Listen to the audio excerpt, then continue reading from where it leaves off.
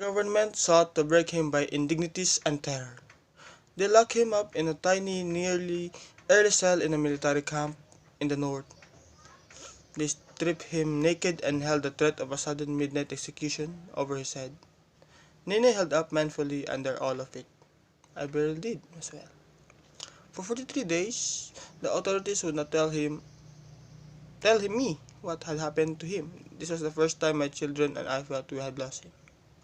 When that didn't work, they put him on trial for subversion, murder, and a host of the other crimes before a military commission.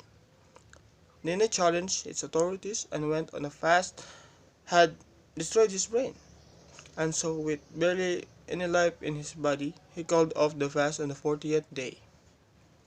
God meant him for other things, he felt. He did not know that an early death would still be his fate, that only the timing was wrong. At any time during his long ordeal, Ninoy could have made a separate peace with the dictatorship as so many of his countrymen had done.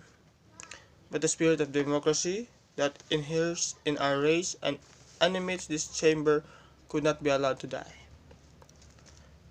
He held on in the loneliness of his cell and the frustration of exile. The democratic alternative to the insatiable greed and mindless cruelty of the right and the purging holocaust of the left. And then we lost him, irrevocably, and more painfully than in the past. The news came to us in Boston.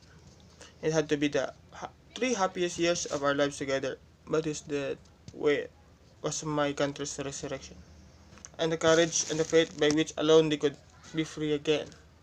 The dictator had called him a nobody, yet 2 million people threw aside their passivity and fear and escorted him to his grave. And so began the revolution that has brought me to the most famous home of democracy, the Congress of the United States.